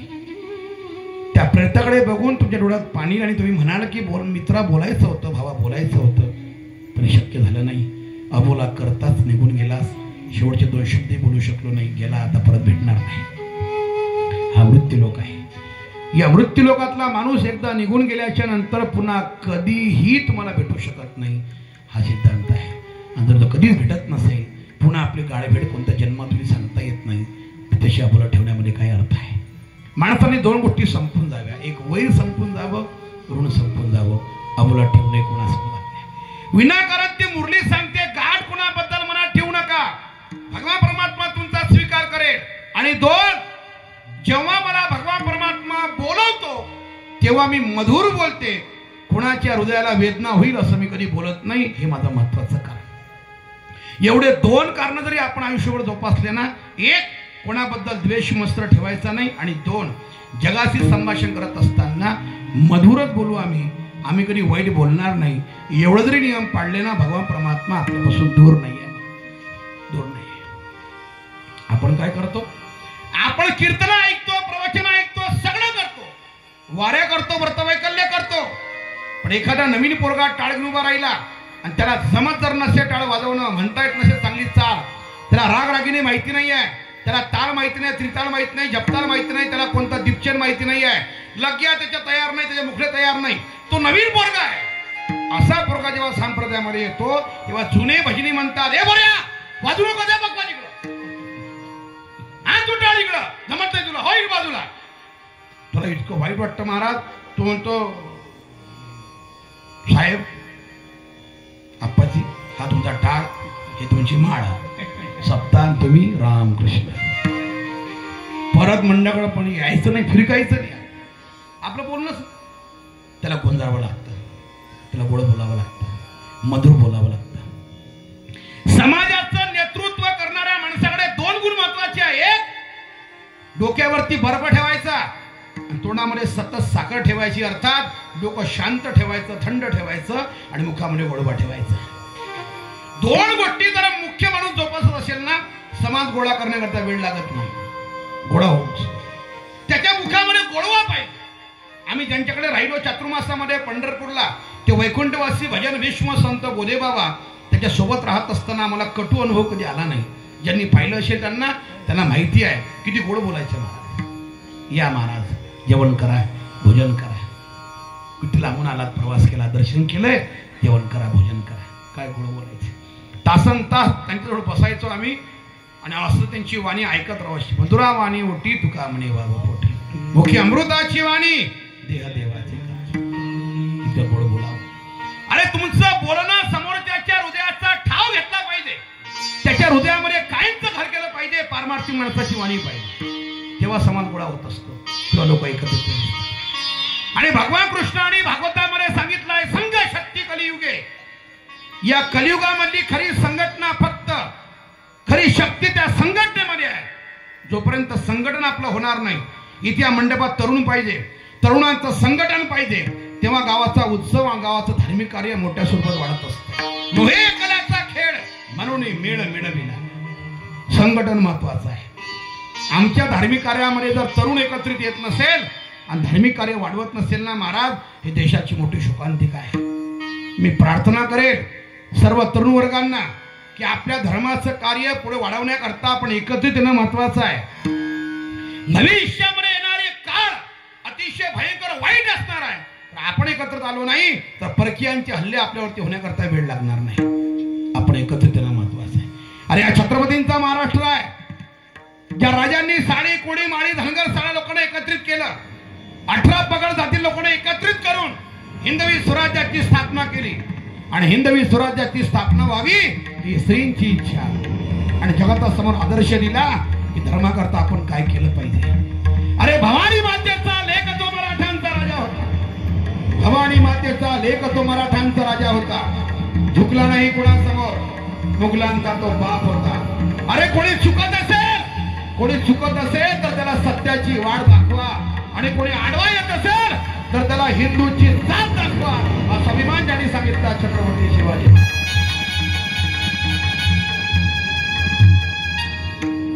काही सामान्य राजा होता, त्यांच्या नावडे होता. पण या संस्थेकरता, या हिंदवी स्वराज्याच्या स्थापनेकरता रक्त सांडलं, आपण बलिदान दिलं. काय महाराज, महाराष्ट्रात चित्रपट गाजला छावा नावाचा.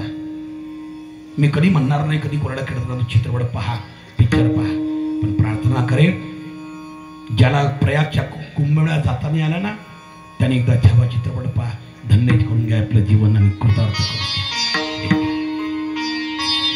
काय लढला माझा राजा महाराज, शेवटपर्यंत एवढे अत्याचार झाले त्याच्या देहावरती, पण कधीच आपल्या मुखातून शब्द बाहेर नाही काढला, धर्मांतर नाही केला. सांगितलं औरंग, हा संभाजी जर मेला ना तर संभाजी छत्रपती शिवाजी महाराज व्यक्ती नाही आहे, ते विचार आहे. या विचाराचे अनेक संभाजी महाराष्ट्राच्या घराघरात जन्माला येतील, तो आम्हाला मारू शकत नाही. छत्रपती शिवाजी महाराज ही व्यक्ती नाही, हे विचार आहे आणि ते प्रत्येकाच्या घराघरात सह्याद्रीच्या कणाकणामध्ये रुजलेले आहे, तो आम्हाला मारू शकत नाही. एक संभाजी मरेल, हजार संभाजी निर्माण होतील या महाराष्ट्रामध्ये. देशाकरता काय महाराज, देश धर्म पे मिटने वाला शेर शिवा का छावा, महापराक्रमी महाप्रतापी एकही शंभू राजा था. एकदा पहा, अंगावरती शारे उभे राहतात, अंगावरती काटा उभा राहतो महाराज, तेव्हा जिवंतपणे त्याच्या अंगाचे लचके तोडले जातात राजांच्या. काय त्याग आहे धर्माकरता. आम्ही एकत्रित येऊ शकत नाही, धर्माचं कार्य वाढू शकत नाही. शोकांतिका असेल, येणारा काळ भयंकर वाईट असेल, संकटान महत्वाचं आहे. द्वेष, मत्सर, ईर्ष्या सगळ्या मनातून बाहेर काढून माझ्या धर्माचं कार्य आहे, मला वाढवायचं आहे, वाढवण्याकरता माझं योगदान राहील एवढी अपेक्षा असावी. परमार्थामध्ये आल्याच्या नंतर इतर तर काही मागायचं नाही, एवढंच मागायचं, तुझी चरण सेवा पांडुरंगा. एकदा सर्वांनी मोठ्या प्रमाणे भजन करायचं आहे आणि उरलेल्या 10 मिनिटांमध्ये आपण थांबणार आहोत. मोठ्या प्रमाणे हात वर करायचे सर्वांनी, भगवंताचं गोडसं भजन, कोणी कंटाळ न करता मोठ्या प्रेमाने. विडोबार कुमाई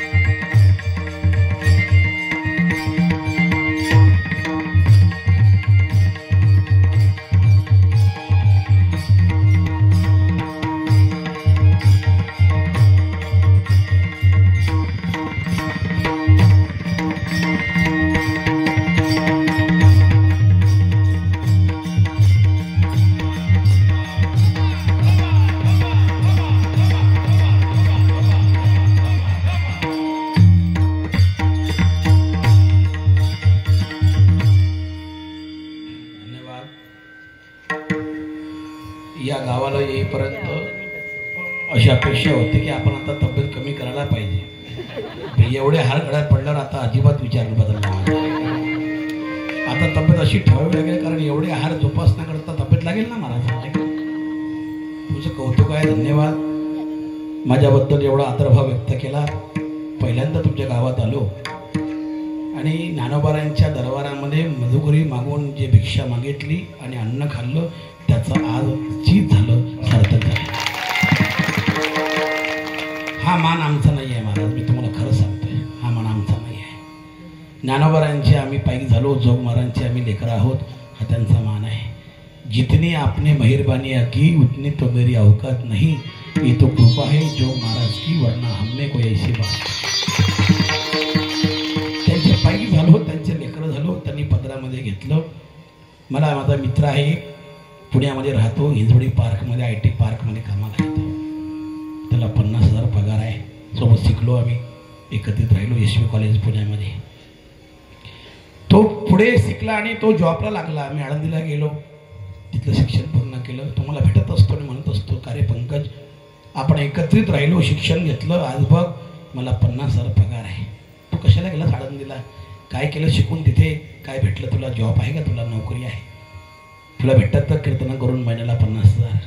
मी जरा उत्तर दिलं, म्हटलं सचिन, मला कीर्तन करून महिन्याला 50,000 भेटतात का नाही भेटत हा पुढचा प्रश्न आहे, पण जेव्हा मी माझ्या ज्ञानोबा तुकोबारांचा जयघोष करतो ना, तेव्हा तुझ्यासारखे 50,000 कमावणारे किती लोक माझं दर्शन घेतात, माझा सन्मान करतात, त्याच्यापेक्षा मोठं भाग्य काय असतं माझं? तुला हा कळणार नाही. हा विषय संप्रदायाचा सन्मान तुला कधीच भेटणार नाही, तुला त्याचं महत्त्व कळणार नाही. तो त्या सर्व कार्यकर्त्याचा मनापासून आभार, धन्यवाद तुम्हाला. विठ्ठल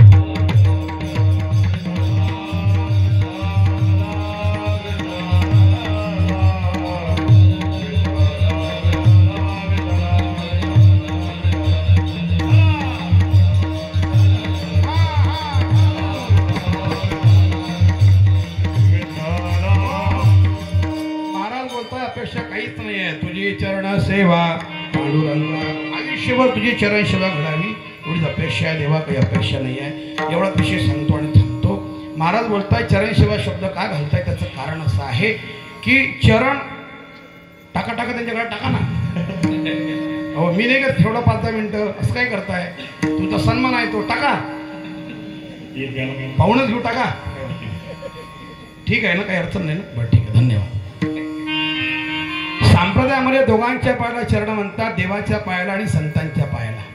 देखिले तुमचे चरण निवांत राहिले म्हणा, आता कुठे धावे म्हणा तुमचे चरण देखले. संत चरण रजा लागता सहज वासनेचे विजय. दोघांच्या पायाला चरण. तुमची माझे पाय किती चांगले असले, चरण संज्ञा प्राप्त होत नसते. कारण चरण संज्ञा प्राप्त होण्याकरिता जीवनामध्ये आचरण फार शुद्ध असावं लागतं, तेव्हा चरण संज्ञा प्राप्त होत असते. ज्ञानोबा पायांचं वर्णन करतात ज्ञानेश्वरीमध्ये, आणि माऊली सांगता एखाद्याच्या पायामध्ये खूप चांगला गुण असतो, खूप चांगला. ज्या माणसाचे पाय जमिनीवरनी पूर्णपणे सपाट असतात, ज्या माणसाचे पाय जमिनीवर पूर्णपणे सपाट असतात, असा मनुष्य दरिद्रतेचा राहतो, लक्ष्मी आणत नाही, पैसा टिकत नाही. ज्या माणसाचं अंगठ्याजवळचं 2 नंबरचं बोट अंगठ्यापेक्षा थोडंसं लांब असतं, असा मनुष्य ऐकतो जनाचं, शेवटी करतो आपल्या मनाचं. ज्या माणसाची करंगडी पायाची जमिनीवर टेकत नाही, थोडीशी वर राहते, असा मनुष्य आतल्या गाठीचा असतो, त्याला दुसऱ्याचं कधी चांगलं दिसत नाही. ज्या माणसाचे पाय, लगेच पाहू नका, तुम्ही घरी गेल्यानंतर पहा, तुमची चुळबुळ चालू झाली. हा हा, ते ताई म्हणते पाहून घे का, आपण कोणा कुठे बसतो बघा कॅटरीमध्ये, पाहून घे. ज्ञानोबा वर्णन करताय, ज्या माणसाच्या पायामध्ये गुण असतो चांगला, जन्माला येत असताना, जन्माला तुम्हाला बोलावं तुम्ही, ज्या माणसाच्या पायामध्ये जन्माला येत असताना जर तो पायाळू म्हणून जन्माला आला, पायाळू, तर माऊली बोलताय त्याच्या डोळ्यामध्ये अंजन घातलं पायाळू माणसाच्या, की लगेच तो सांगेल की जमिनीच्या खाली पाणी कुठं आहे आणि धन कुठं आहे, धन हे त्याला समजतं. फक्त पायाळू माणसाच्या डोळ्यामध्ये अंजन घालावं लागतं. आणि अंजन कसं तयार करायचं, माऊली त्याची प्रक्रिया सांगताय. माऊली बोलताय 3 गोष्टी एकत्रित करायच्या, 3 गोष्टी. त्या 3 गोष्टी एकत्रित करून त्याला जाळायचं, त्याचं अंजन तयार करायचं आणि पायाळू माणसाच्या डोळ्यामध्ये घालायचं. कोणत्या 3 गोष्टी मी सांगतो, तुम्ही ऐका. नंबर 1, बापरे किती बारकाईने तुम्ही हे ऐकण्याकरता आले काय? नाही महाराज सांगा, लवकर सांगा, उद्यापासून कामाला लागतो आम्ही, आम्हाला धनाची प्राप्ती लवकर करायची आहे. ज्याला धनाची प्राप्ती करायची आहे ज्ञानोबा सांगतात 3 गोष्टी एकत्रित करा. एक, रात्र अमावस्येची असावी, रात्री 12 वाजता उठायचं, कावळा पकडायचा, त्याची जीभ कापायची. सोपं आहे महाराज? अवघड असतं, सोपं नसतं. एक, रात्री ज्याचं नाव घेतलं जात नाही त्या पक्षात उडा आणायचा. 2, आणि वटवळाचे पंख आणायचे. 3, तिघांचं संमिश्रण करून जाळायचं, ते अंजन तयार करायचं आणि पायाडू माणसाच्या डोळ्यामध्ये घातल्याबरोबर माऊली लिखाण करताय की जे पाताळीचे निधान दाविल कीर अंजन परी हो बावयालोचन पायाणाचे. माऊली बोलताय पायाडू माणसाच्या पायामध्ये एवढी ताकद असते, एवढा गुण असतो, पण त्याच्या पायाला कोणी चरण संज्ञा प्राप्त करून देत नाही. चरण फक्त देवाचे आणि चरण फक्त संतांचे. म्हणून मला शब्द घालताय, तुझी चरण सेवा पांडुरंगा उपवास पारणे राखीला दारवंटा केला भोगवटा. आम्हाला बी आमच्या वाडवडिलांनी आमच्याकरता भोगवटा करून ठेवला. देवा एवढी अपेक्षा पूर्ण कर. जर नाही पूर्ण केली तर येणारा समाज तुझी लाज काढल्याशिवाय राहणार नाही.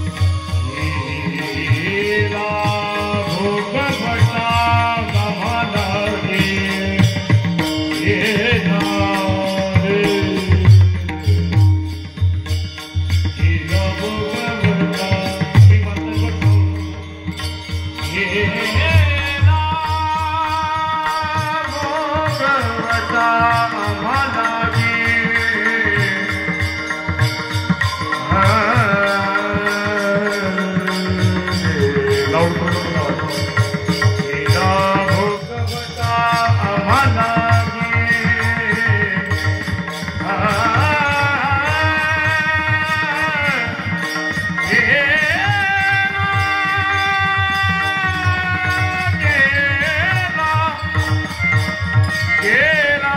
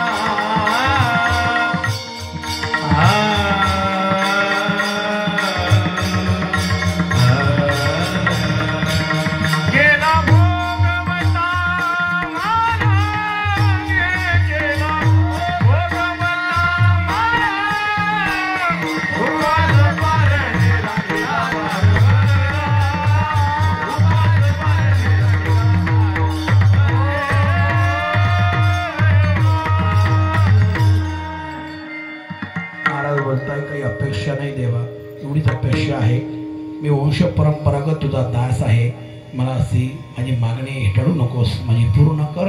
जर नाही पूर्ण केली तर तुका मोकलिता लाज कोणा, येणारा समा तुझी लाज काढल्याशिवाय राहणार नाही. झालेली सेवा भगवंताच्या चरणी समर्पित करतो. ही मी ज्येष्ठ मंडळी वारकरी संप्रदायामधली उतुंग मोठी मोठी मंडळी आहे, माझ्यासमोर बसलेली आहेत. माझ्यापेक्षा ज्ञानाने वयाने आणि तपाने श्रेष्ठ आहे. त्या सर्वांच्या चरणी सेवा समर्पित करतो. माझे सर्व गुरुबंधू माऊलींचे लेकरं आहेत, यांनी फार सुंदर साथ मला दिली, त्यांनाही धन्यवाद. माझे गुरुबंधू मृदंगाचार्य, या माऊलींनी फार सुंदर मृदंग वाजवला. वय लहान आहे, मूर्ती लहान आहे, पण कीर्ती महान आहे. चक्रधार तयार आहे, नोकडे तयार आहे, रेले तयार आहे. रेले तुम्हाला कळणार नाही, रेले फार माणसं वाजवत नाही. रेले वाजवण्याकरता खूप बारीक प्रॅक्टिस करावी लागते. ते 3 बोटावरतीच काम आहे. ते त्यांनी इतकं सुंदर वाजवलं, आता ते फक्त त्यातला तज्ज्ञ आहे म्हणून मला कळालं. तुम्हाला काही कळालं नाही म्हणून बरं आहे, चांगलं आहे. तुम्ही त्याला म्हणू शकत नाही रेला वाजवलं की वाजव बाबा, काहीतरी वाजव, फक्त गप नको राहू. पण फार गोड, फार गोड. तेवढ्याच ताकदीने रेला, तितकी स्पष्टता, तितकी स्वच्छता, अशी सेवा करत राहा. माऊली तुम्हाला खूप मोठा करेल. आपला सेवाभाव, आपली सेवा वृत्ती अशी जागृत ठेवा. कीर्तन कोणाचंही असो, नवीन महाराजचं असो, महाराज अपरिचित असो, कोणी असो नसो, आपली सेवा प्रामाणिकपणे करायची. माऊली मोठं करत असते. सेवेमध्ये कुचराई करायची नाही. ओळखीचा कीर्तनकार आहे, खूप चांगले प्रमाण म्हणायचे, चांगला वाजव, असं नाही. कीर्तन कोणाचंही असो, अनोळखी असो, महाराज ओळखीचा असतो, आपली सेवा प्रामाणिक करायची. महाराजांनी खूप चांगलं गायलं, खूप प्रामाणिक गायलं महाराज. त्यांचा माझा पहिलाच परिचय, पण हृदयापासून गायलं. त्यांचं गाणं हृदयाचा ठाव घेत होतं माझ्या. गोड गायलं आणि अतिशय सुंदर साऊंड सिस्टीम ज्यांनी लावली त्यांच्याकडे जोरात टाळ्या वाजवा. फार गोड लागलं. धन्यवाद. पुन्हा एकदा सर्व माता भगिनी, पुरुष वर्ग, तरुण बांधव आणि प्रकाश महाराज यांच्या चरणारविंदी सेवा समर्पित करतो. वाणीला विराम देतो. ज्ञानेश्वर